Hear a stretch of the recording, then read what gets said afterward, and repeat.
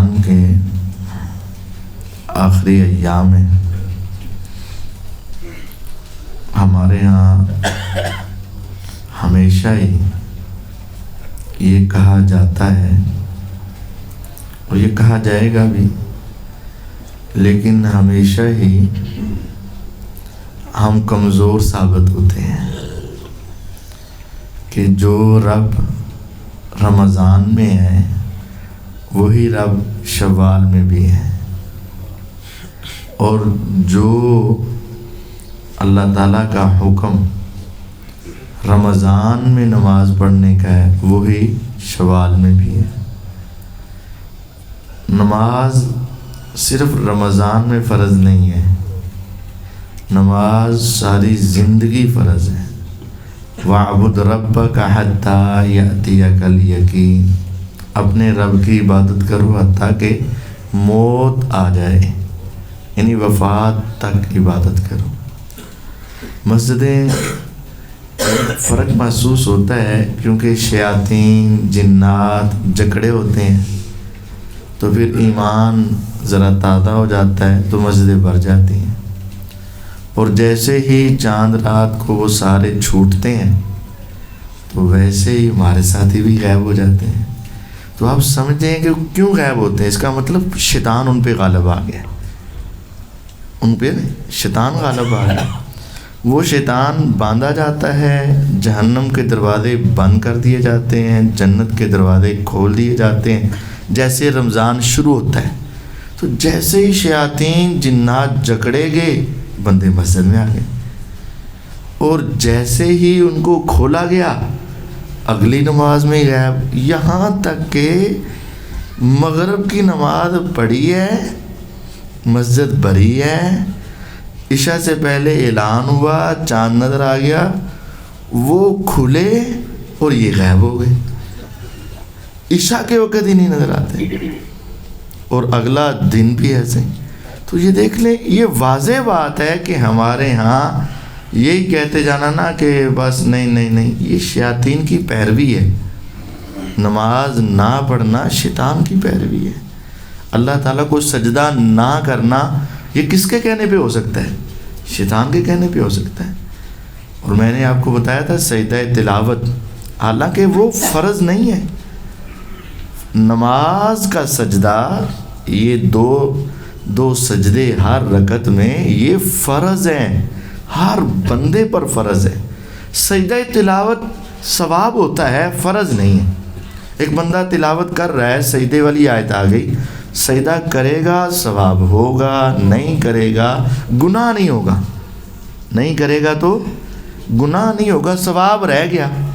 لیکن ہم نماز اگر نہ پڑھیں تو گناہ ہوگا، اور جو سجدہ نفلی ہے، پڑھو تو ثواب، نہ پڑھو تو گناہ کوئی نہیں۔ اس سجدے کو جب بندہ کرتا ہے نا تو شیطان زمین سے راکھ اٹھا کر، زمین سے مٹی اٹھا کر ریئلی اپنے سر میں ڈالتا ہے، سچی مچی ڈالتا ہے، اور وہ واویلا کرتا ہے، یا ویلتا امر ابن آدم بالسجود فسجد فله الجنہ وامرت بالسجود فابیت فلی النار۔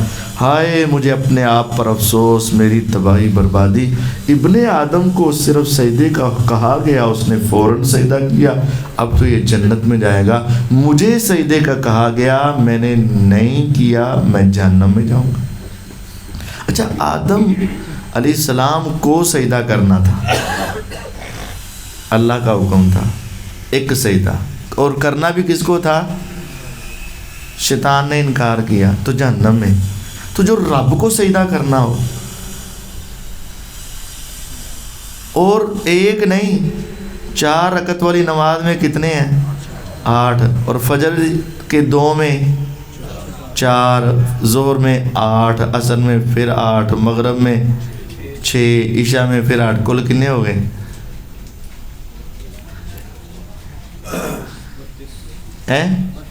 32 34۔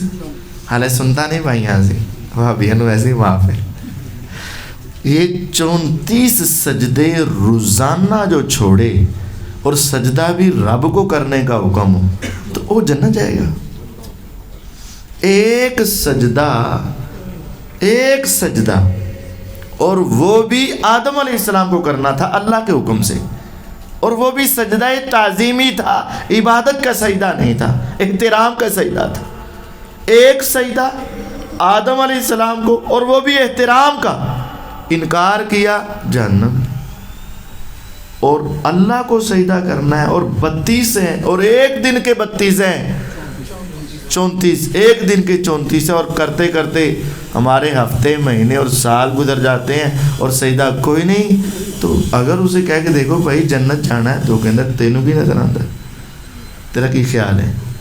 یعنی ہم بغیر نماز کے جنت میں جانے کا سوچے تو یہ غلط ہے. جس طرح رمضان میں عبادت فرض ہے, کوشش کریں. ہم تو کہتے ہی رہتے ہیں اور کہنا ہی ہے ہمیشہ, لیکن یہ مسجدیں آپ نے آباد کرنی ہیں.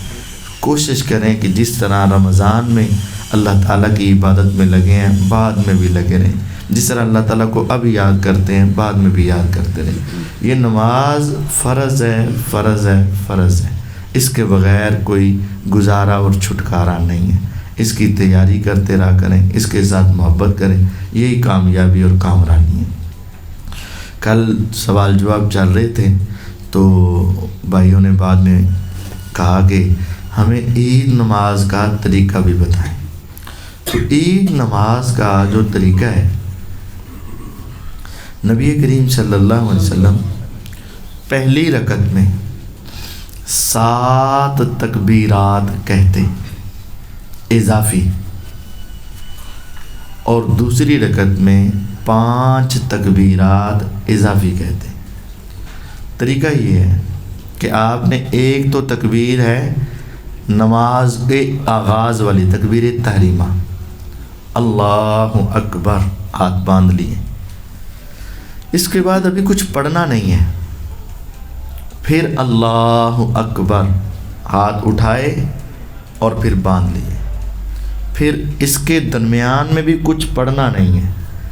اللہ اکبر دوسری تکبیر, اللہ اکبر تیسری تکبیر, اللہ اکبر چوتھی تکبیر, اللہ اکبر پانچویں تکبیر, اللہ اکبر چھٹی, اللہ اکبر ساتویں. جب 7 تکبیرات ہو جائیں, ساتوں کے ساتھ اپنے آپ کو اللہ کے سامنے سرنڈر کرنا ہے. ہاتھ اٹھانے ہیں کندھوں تک یا کانوں تک. 7 تکبیرات کے بعد سبحانک اللہم و بحمدک و تبارک اسمک و تعالی جدک و لا الہ غیرک یا اللہم باعث بینی, کوئی بھی دعا پڑھنی. اس کے بعد سورۃ فاتحہ پڑھنی, امام نے بھی اور مقتدیوں نے بھی. اور امام پھر آگے تلاوت کرے گا, قرات کرے گا, آپ سنیں گے, اور اس کے بعد پھر آپ رکوع میں جائیں گے, اور پھر آگے نماز رکعت اسی طرح ہے. اس کے بعد جب دوسری تکبیر میں سجدے سے اٹھیں گے, دوسری رکعت کے لیے اٹھ گئے تکبیر کہہ کر, اب یہاں پھر 5 مرتبہ اللہ اکبر کہنا ہے, اور 5 مرتبہ ہاتھ اٹھانے ہیں, اور 5 مرتبہ باندھنے ہیں, اور ان کے درمیان میں کوئی ذکر نہیں ہے. اور پھر اس کے بعد سورۃ الفاتحہ شروع کرنی ہے. بس اوقات انسان ہے نا, قاری صاحب بھی بھول جاتے ہیں, قاری صاحب بھول جاتے ہیں. دوسری رکعت کے لیے یا پہلی رکعت میں شروع کرتے ہیں نا, تو تکبیرات یاد نہیں رہتی. اللہ اکبر کہا اور عام روٹین کے ساتھ فاتحہ شروع کر دی, ہو جاتا ہے کئی مرتبہ. تو اگر ایسا ہو تو آپ پیچھے سے سبحان اللہ کہہ دیں, قاری صاحب تکبیرات شروع کر دیں, تو آپ پیچھے سے سبحان اللہ کہہ کر اگر قاری صاحب پڑھنے لگے ہیں تو آپ سبحان اللہ کہہ دیں, تاکہ قاری صاحب کو یاد آ جائے اور وہ اپنی تکبیرات کہہ لیں. دوسری رکعت میں بھی ایسا ہو سکتا ہے. اور بسا اوقات ہوتا ہے کہ کم زیادہ ہو سکتی ہیں, کہ گننے کے اندر غلطی لگ گئی, تو وہ قاری صاحب یاد رکھیں, ورنہ بھول چوک معاف ہے اس کی. بسا اوقات یہ ہوتا ہے کہ آپ لیٹ ہو جاتے ہیں, جتنا مرضی ٹائم لیٹ کر لی ہے نا. کچھ افراد نے اگر 6:30 کے بجائے 7:45 کرو, پھر بھی 7:45 کے بجائے 7:45 کر دو نا, پھر بھی کچھ لوگوں نے لیٹ ہونا ہی ہونا ہے. اب ان کا کیا حال ہے؟ ان کی تو وہ رہ گئی. اب وہ آئے ہیں اور وہ امام صاحب قرات کر رہے ہیں، تکبیرات ان کی رہ گئی ہیں. تو اس کے لیے ایک حل یہ ہے کہ وہ آئیں، اپنی 7 تکبیرات کہیں اور پھر امام کے ساتھ سورہ فاتحہ پڑھ کے شریک ہو جائیں، ان کے ساتھ لگ جائیں. اور دوسری رکعت میں اگر آپ آئے ہیں اور آپ کی 7 ہیں اور امام صاحب کی 5 ہیں، آپ 2 اور کر لو اور اپنی نماز جاری رکھو. اگر نماز کہ آپ اس حصے میں آئے ہیں جس حصے میں دوسری رکعت کا بھی رکوع ہو گیا ہے، تو اس وقت پھر آپ جب کھڑے ہوں گے تو پھر آپ اپنی نماز، کیونکہ دونوں رکعتیں آپ نے دوبارہ دہرانی پڑیں گی آپ کو، تو آپ اس وقت اپنی نماز کا شروع کر سکتے ہیں. پہلی میں 7 اور دوسری میں 5 کر سکتے ہیں. بہرحال یہ ایک مسنون عمل ہے، اس میں اگر کوئی بھول چوک ہو جائے، کمی کوتاہی ہو جائے، تو چونکہ یہ رکن نہیں ہے اس وجہ سے، اس کی وجہ سے سجدہ سہو نہیں ہوتا. اگر کوئی رہ گئی، نہ قاری صاحب سے پڑھی گئی، نہ پیچھے والوں نے یاد کروایا، ہو جاتا ہے کبھی، یا پھر کمی بیشی 1-2 کم زیادہ ہو گئی غلطی سے، تو یہ رکن نہیں ہے نا. تو سجدہ سہو ان اعمال پر ہوتا ہے جو رکن ہوتے ہیں، قیام، رکوع، سجدہ، تشہد، تلاوت. اگر یہ رہ گئی یا زیادہ ہو گئیں تو پھر ان کے اوپر سجدہ سہو ہوتا ہے. تو یہ تکبیرات پڑھنی ہے، کرنی ہے، لیکن اس میں کمی کوتاہی اللہ تعالیٰ معاف فرما دیں گے، اس کی وجہ سے سجدہ سہو نہیں ہے. اور کوئی سوال ہو تو آپ کر سکتے ہیں. نماز مکمل پڑھ لی امام صاحب نے، بعد میں ملے ہیں تو پھر فاتحہ سے شروع کریں گے. اگر امام صاحب نے نماز مکمل کر لی اور بعد میں ملے ہیں، سمجھ نہیں آئی منو. ہم نے سورۃ فاتحہ پہلے نہیں نہ پڑھی، اچھا، جہاں بیٹھے ہیں وہاں مل گئے اللہ اکبر کہہ کے، یعنی تشہد میں مل گئے. اچھا، تو آپ کھڑے ہو کے کہاں سے شروع کریں گے؟ کھڑے ہو کے تکبیرات سے. سورۃ فاتحہ پڑھنی ہے. وہ تو پڑھنی ہی پڑھنی ہے. سورۃ فاتحہ کے بغیر تو نماز کا تصور ہی نہیں. آیت بھی ملانی ہے. سورۃ فاتحہ کے بغیر تو نماز کا تصور بھی نہیں.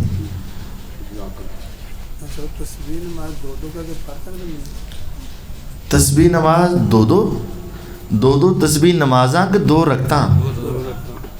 اچھا نہیں، تسبیح نماز 4 رکھتے ہیں، اکٹھی ہیں، 2 نہیں ہیں. ہاں ایک دن میں 2 مرتبہ پڑھ سکتے ہو، زیادہ مرتبہ پڑھ سکتے ہو، لیکن ہے یہ 4 رکعت اکٹھی، یہ 2 نہیں ہیں. بالکل جیسے آپ نے بتایا، دونوں عیدیں تو بہت مختلف ہیں لیکن نماز سیم ہے. نماز بالکل سیم. ہاں نماز دونوں کی سیم ہے. ایک چ چھوٹا کوئی لفظ ہے، ایک چ نہیں لفظ ہے.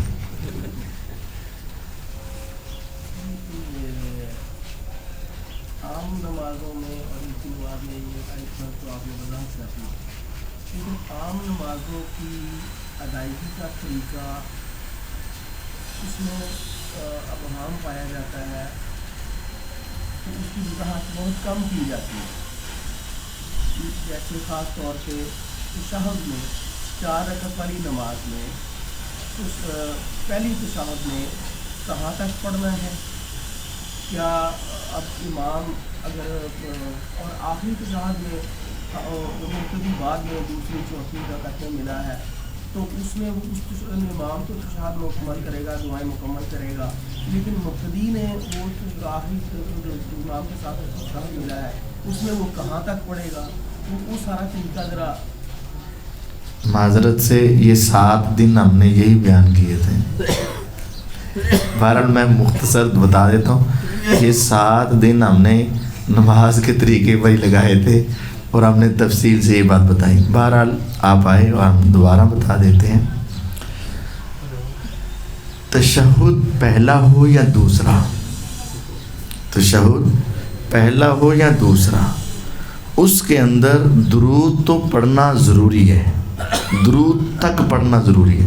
اس سے آگے اگر وقت ہو آپ نے آگے دعائیں پڑھتے جانا ہے پڑھتے جانا ہے پڑھتے جانا ہے. جب تک وقت ہے امام صاحب سلام نہیں پھیرتے آپ نے دعائیں پڑھتے ہی جانا ہے.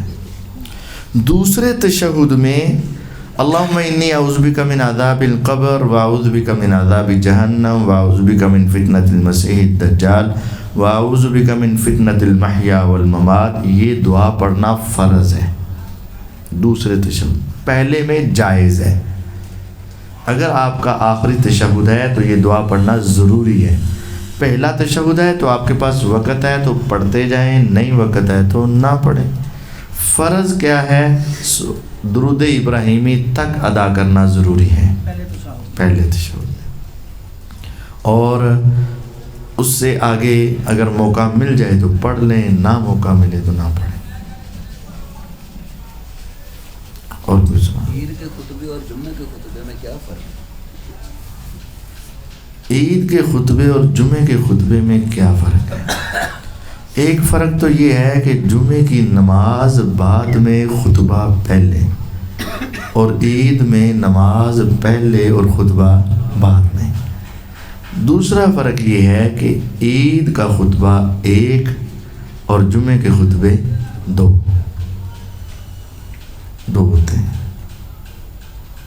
پہلے خطبے کے بعد عید میں جو پہلا خطبہ ہوتا ہے اس میں امام بیٹھے گا یا اسی طرح کھڑا رہے گا ساری یہ مکمل کرے گا دعا وغیرہ؟ دوسرا خطبہ تو نہیں ہے، پہلا خطبہ پڑھا اور تقریر کی، اس کے بعد کھڑا کھڑا ہی امام دعا کر دے گا یا بیٹھ کے دوبارہ اٹھے گا؟ امام جو ہے وہ کھڑا رہ کر دعا کرے یا بیٹھ کر دوبارہ کھڑا ہو کر. دوبارہ کھڑا ہونے کی تو ضرورت نہیں ہے. اگر اسپیکر لگا ہے کھڑا ہو کے دعا کرنی ہے تو کھڑے ہو کے کر دیں، بیٹھ کے کرنی تو بیٹھ کے کر دیں. خطبہ کھڑے ہو کے دینا ہے، اور یہ دعا خطبے کا حصہ نہیں ہے، یہ ایک الگ چیز ہے. تو اس کے اندر دونوں طرح کی گنجائش ہے. امام چاہے تو کھڑا رہ کر ہی دعا کر دے، امام چاہے تو بیٹھ کے دعا کر دے، اس میں کوئی حرج نہیں.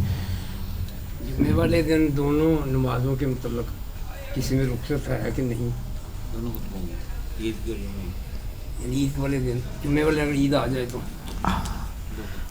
اگر بفرض محال کل عید ہو گئی تو کیا جمعہ پڑھنا فرض ہوگا؟ پھر بھی اگر جمعہ اور عید اکٹھے ہو جائیں ایک دن میں تو پھر رخصت ہے، جو چاہے جمعہ پڑھے جو چاہے ظہر پڑھے.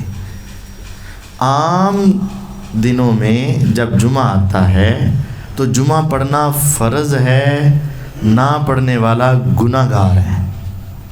لیکن جب عید اور جمعہ اکٹھا ہو جائیں تو پھر چونکہ عید کا خطبہ سن لیا ہوا ہے، اب جو چاہے جمعے میں حاضر ہو تو جمعہ سنے، خطبہ سنے اور 2 رکعت پڑھ لے، اور جو چاہے حاضر نہ ہو اور وہ صرف ظہر کی 4 رکعت پڑھ لے تو وہ اس کے لیے کافی ہیں.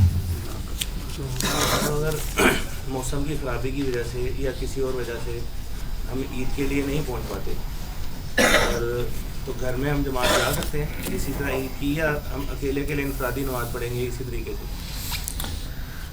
اگر کسی وجہ سے ہم عید کی نماز ادا کرنے کے لیے وہاں نہیں جا سکے تو پھر کیا ہم گھر میں جماعت کروا سکتے ہیں یا انفرادی پڑھنی پڑے گی؟ یہ نماز تو اصل اجتماعیت والی ہے، کھلے میدان والی ہے، اکٹھ والی ہے. لیکن اگر کوئی مجبوری ہو جائے تو پھر گھر میں ادا کی جا سکتی ہے. مجبوری ہو جائے، کوئی ایسا بیمار ہے کہ وہ جا ہی نہیں سکتا، کوئی ہاسپٹل میں ہے وہاں سے نکل ہی نہیں سکتا، تو وہ پھر جہاں جیسے جیسے ممکن ہے ویسے ادا کر لی جائے. جماعت ہو سکتی جماعت کروا لیں، یہ تو بڑی اچھی بات ہے کہ چلو اکٹھ ہو جائے گا کچھ، اور اگر نہیں تو پھر جیسے ممکن ہو پڑھ لیں. جو بہو کہتی ہیں کہ ساس سسر کی خدمت ہمارے لیے فرض نہیں ہے، ان کے بارے میں بتا دیں۔ اب یہ ساس ہی سوال کرتی ہوتی ہیں میری بہو نو سمجھاؤ اے بھلا میری خدمت فرض ہے کہ نہیں، تو سوال یہ ہے کہ جیسا کرو گے ویسا کرو گے۔ آپ نے اگر خدمت کی ہے نا تو پھر تو تمہاری بھی خدمت ہوگی، تو اگر اپنی باری کیا کہ میں تیری خدمت واسطے آئی ہوں تو ہوں اگیوں جڑا کہنا کہ ہوں میری گھر اس طرح تو نہیں ہے۔ بہرحال بات یہ ہے عورت پر اپنے والدہ کی جس طرح خدمت فرض ہے نا، اسی طرح ساس سسر کی بھی خدمت ضروری ہے۔ خاوند کی اطاعت بھی ہے اور ساس سسر کی خدمت بھی ہے۔ یہ بات عجیب ہے کہ جب حق لینے ہوتے ہیں تو اسی تیریاں دھیاں، ہم تمہاری بہو، اسی تھانوں اپنے ماں باپ سمجھنے ہیں، تہاڈا حق نہیں سی تسی مینوں دھی بنا کے رکھ دے، جدوں لینی ہوندی ہے ادوں کہندے دھیاں، تے جدوں خدمت کرنی ہوندی ہے تے میرے پاس خاوند دی خدمت فرض ہے، میں تہاڈی خدمت واسطے نہیں آئی، میں کوئی ملازم تھوڑی ہوں۔ تو یہ غلط بات ہے۔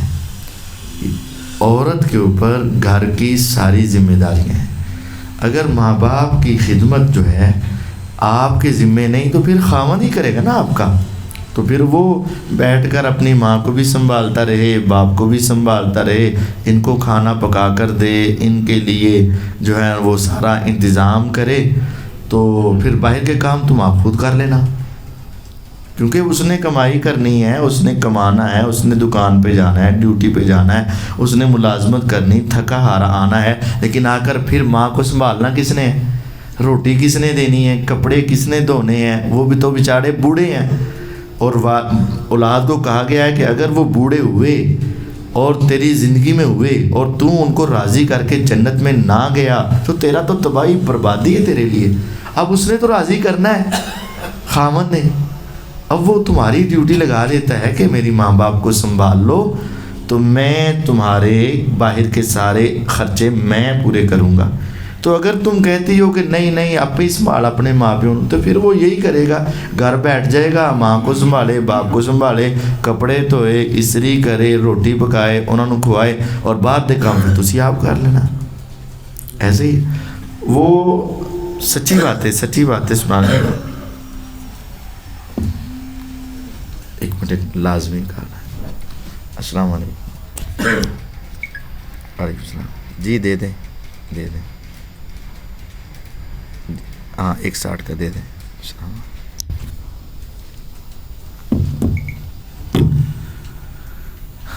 معذرت، ایک لازمی کال تھی، وہ بینک سے آ رہی تھی، وہ بھائی کو بھیجا تھا، کچھ پیسے چاہیے تھے کہ انہیں بعد جو کرنا ہی نہیں، تو بڑی بارش میں گیا ہوگا بیچارہ۔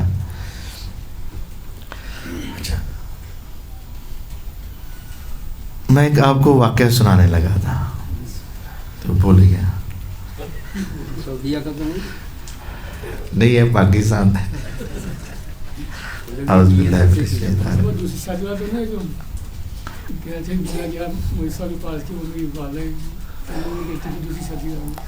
اچھا اب یہ کہ ہے ایک بڑا پیارا واقعہ ہے، تو وہ یہ علامہ البانی رحمہ اللہ کا واقعہ ہے، امام ناصر الدین البانی رحمہ اللہ کا۔ تو اس نے پوچھا عورت نے، امام صاحب یہ بتائیں کہ کیا میرے اوپر اپنے ساس اور سسر کی خدمت کرنا فرض ہے؟ یہ میرا خاوند ہے، اس کو سمجھائیں، کیا ان کی خدمت کرنا میرے اوپر فرض ہے؟ امام صاحب نے کہا نہیں، بالکل بھی نہیں، تمہارے اوپر اس کے ماں باپ کی خدمت کرنا فرض نہیں ہے، بالکل بھی نہیں ہے۔ خبردار اے خاوند، اگر تو نے اس کو کہا کہ میرے ماں باپ کی خدمت کر، تو ایسی بیوی لے کر آ جو تیرے ماں باپ کی خدمت کرے، اس کو رہنے دے، اس کو رکھ لے، ایک اور لے آ جو تیرے ماں باپ کی۔ خبردار اگر تو نے اس کو کہا، انہیں کہا نہیں استاد جی رہنے دیو، ہم بھی کر لیں گے۔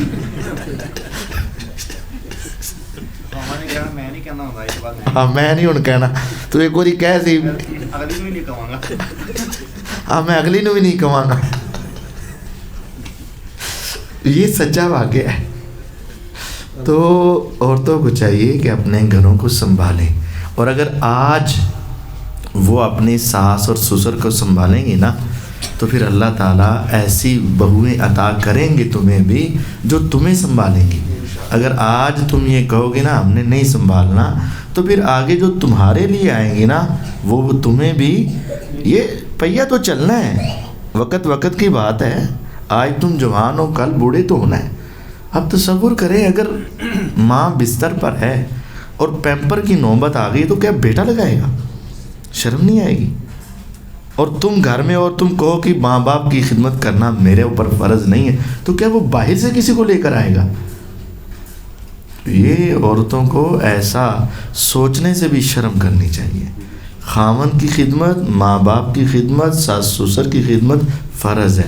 ویسے اگر وہ جو ایسی ہے نا انہوں نے اگر کہیے نا کہ میرے ماں باپ کی خدمت کرنی نہیں میرے تے فرض نہیں، وہ کہنے آج میرے امی ابو آ رہے ہیں تو کوئی کھانا بنا دو، کہنے فرض میں کا تو بناواں تو جدو ٹائم ہوتا نا تو وہ یہ امی ابو آ جاندے ہیں عورت دے. تو تسی منو دسیا نہیں، تینوں میں دسیا دے گا سی میرے امی ابو آ رہے ہیں. ہاں لو تسی بلا دس دے تے صحیح ہے. او دے امی ابو بندے دے بھی امی ابو ہے، تو جے بندے دے امی ابو ہے وہ بڈھی دے امی ابو نہیں ہے. عجیب بات ہے. بہرحال یہ خیال رکھنا چاہیے. اس میں تھوڑا سا ایک فرق ہے جس کو ملحوظ رکھنے کی ضرورت ہے. جو ساس سسر بیمار ہیں ان کی خدمت تو ہر صورت کرنی چاہیے، اس میں کوئی شک نہیں. لیکن جو ساس سسر دونوں بالکل تندرست ہیں، بالکل صحیح سلامت ہیں، اس کے باوجود وہ بہو کے اوپر سارا بوجھ ڈال دیں اور بہو لا کر کام والی بھی ہٹا دیں کہ اب یہ کام والی ہم نے لے آئے ہیں اور سارا بوجھ اسی پر ڈال دیں، تو کیا یہ بے انصافی نہیں ہوگی؟ لا یکلف اللہ نفسا الا وسعها. ہر انسان پر اس کی طاقت کے مطابق جب اللہ بوجھ ڈالتے ہیں تو ساس سسر کو بھی یہ چاہیے کہ بہو کے اوپر اتنا بوجھ ڈالیں جتنا اس کی کیپیسٹی میں ہے.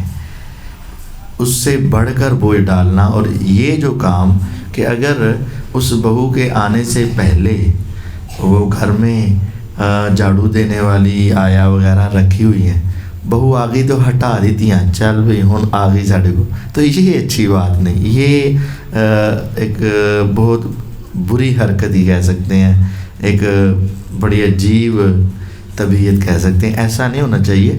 جس طرح ہم یہ سمجھا رہے ہیں کہ بہو کو چاہیے کہ وہ اپنی ساس سسر کو ماں باپ سمجھے، اس طرح ماں باپ کو بھی کہہ رہے ہیں کہ وہ اپنی بہو کو اپنی بیٹی سمجھے. جس طرح تم اپنی بیٹی جب پہلے تمہارے گھر میں تھی تو تم نے گھر میں نوکرانی رکھی ہوئی تھی، اور آج وہ کسی کی بیٹی آ گئی تو نوکرانیاں ہٹا دیتی ہیں، پھر تو یہ صاف ظاہر نظر آ رہا ہے کہ تسی انہوں کی سمجھے ہے، نوکرانی سمجھے. تو یہ نہیں ہونا چاہیے. ہاں اگرچہ وہ صحت مند تندرست ہیں لیکن پھر بھی بہو ان کی خدمت کرے، کپڑے دھوئے، کھانا دے، جو لازمی چیزیں ہیں. یہ تو نہیں کہ وہ دبوانا ہی شروع کر دے، لے بھی ہوں آدھا گھنٹہ انہوں کوٹ، اس طرح تو نہیں. لیکن صحت مند ہونے کے باوجود جس طرح اولاد صحت مند ہوتی ہے ماں ان کو کھلاتی رہتی ہے، ہم صحت مند بھی ہوتے ہیں تو ہماری اولادیں ہمیں، ہماری بیٹیاں ہماری خدمت کرتی ہیں. ہم صحت مند بھی ہو جائیں نا، ماں باپ صحت مند بھی ہوں، لیکن جب بیٹیاں جوان ہو جاتی ہیں تو وہ کھلاتی ہیں، پلاتی ہیں، کپڑے دھوتی ہیں. اس طرح بہو بھی چاہے وہ صحت مند بھی ان کا خیال رکھیں، لیکن بہو پر بوجھ اتنا ڈالا جائے کہ وہ گھر کے سارے کام کاج کرنے کے بعد اپنے خاوند کو بھی وقت دے سکے. ہمارے گھروں کی لڑائی کی ایک وجہ بسا اوقات یہ بھی بن جاتی ہے سارا دن کم. وہ بیچاری رات کو تھکی آ رہی ہوتی ہے، خاوند رات کو آتا ہے گھر میں، اور اندر جدوں آنا تیرا سیری بنیا ہوندا ہے، تو وہ بسا اوقات سچی مچی بھی ایسا ہوتا ہے کہ وہ بیچاری عورت سارا دن کام کاج کر کے تھکی آ رہی ہوتی ہے اور خاوند پھر آ کے اس سے ناراض ہوتا ہے. تو دونوں طرف ہی یہ خیال رکھنا چاہیے کہ اگر سسر اور ساس چاہتے ہیں کہ یہ ہمیں اپنی ماں باپ سمجھیں تو پھر آپ کو بھی چاہیے کہ آپ اس کو اپنی بیٹی سمجھیں اور دونوں ہی ایک دوسرے کے حقوق کا خیال رکھ کے یہ نظام چلاتے رہیں۔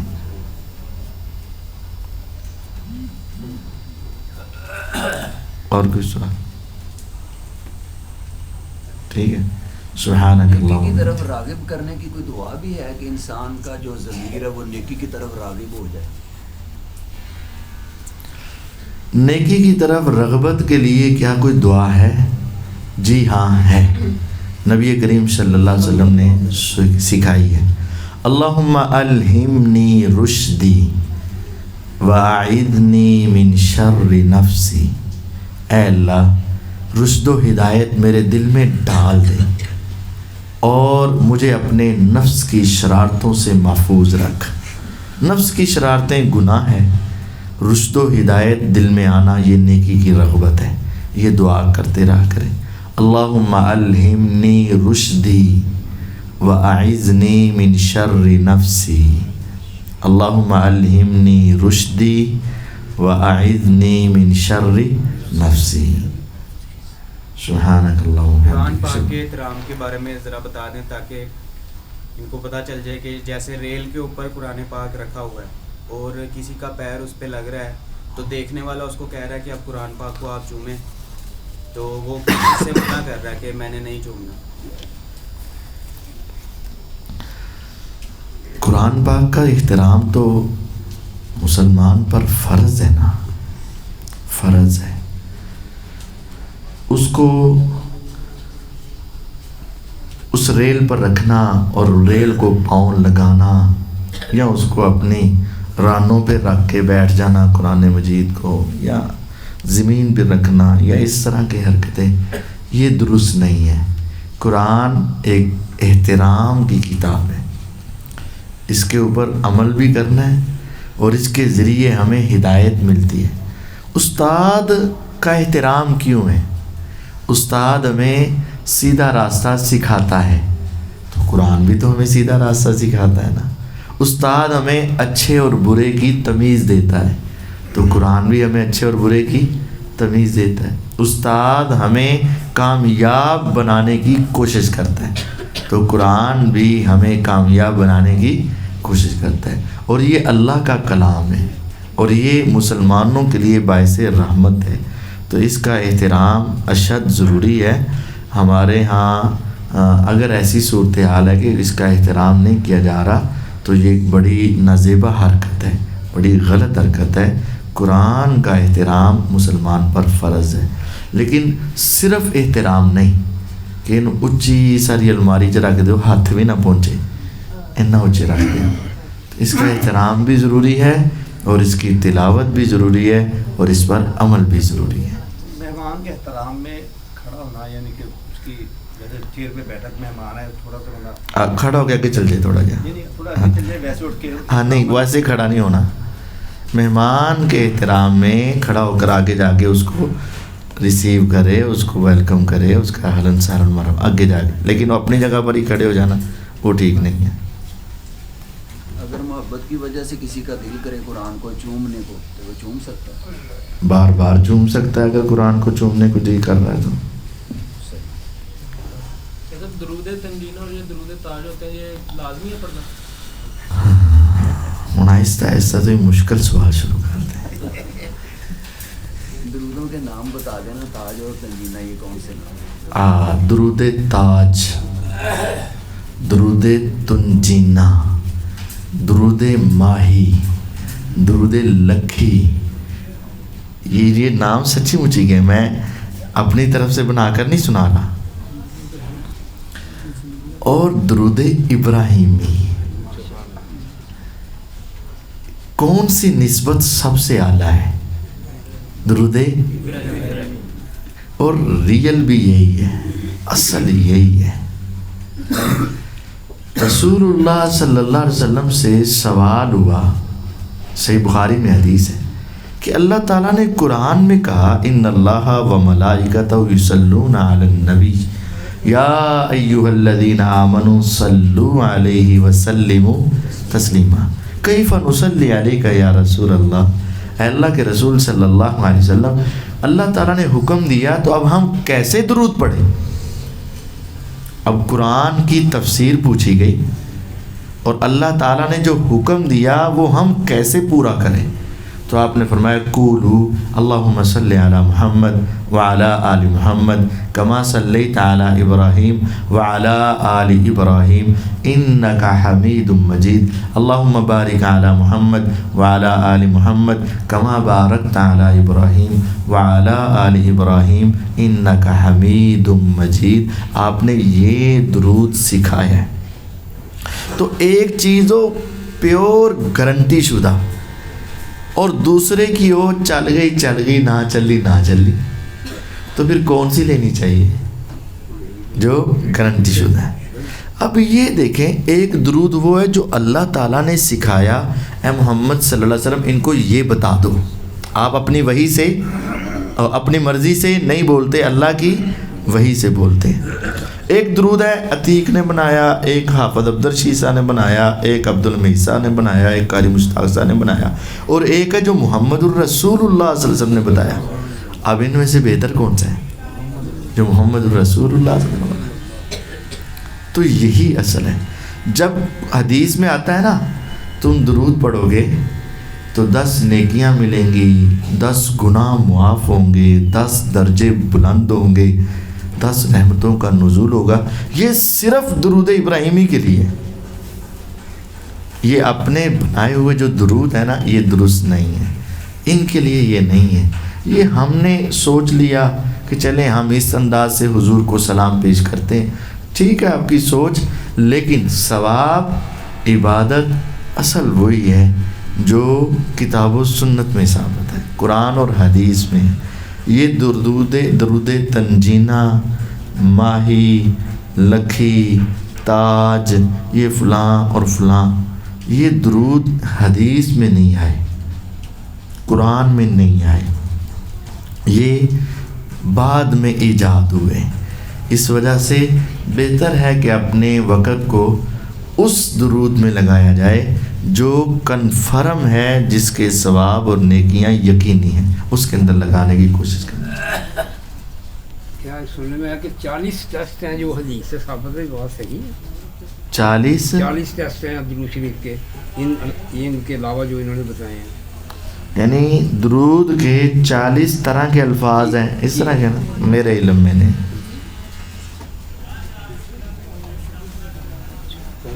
عید کی جو نماز ہے اس میں جو طریقہ جو مدینوں بتاتے ہیں کہ جو تکبیرات ہیں ان میں ہاتھ آگے چھوڑنے ہیں, آخری جو 7ویں تکبیر ہوگی پھر باندھنے ہیں, اور اس کے بعد قرت ہوگی. اسی طرح دوسری رکعت میں تکبیرات ثنا اور علم شریف کے بعد پڑھی جاتی ہے.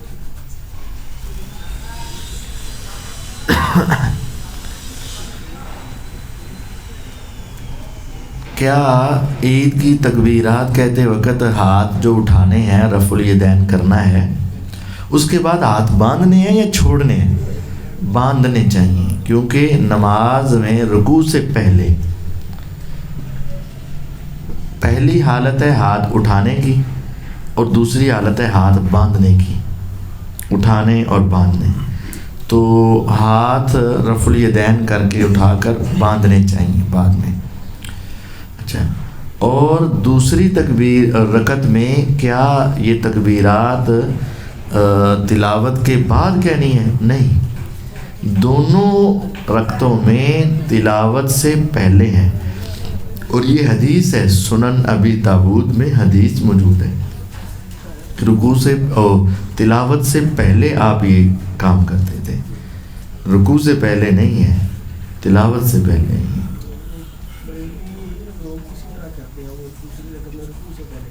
اچھا, کبھی پڑھنے کا اتفاق نہیں ہوا.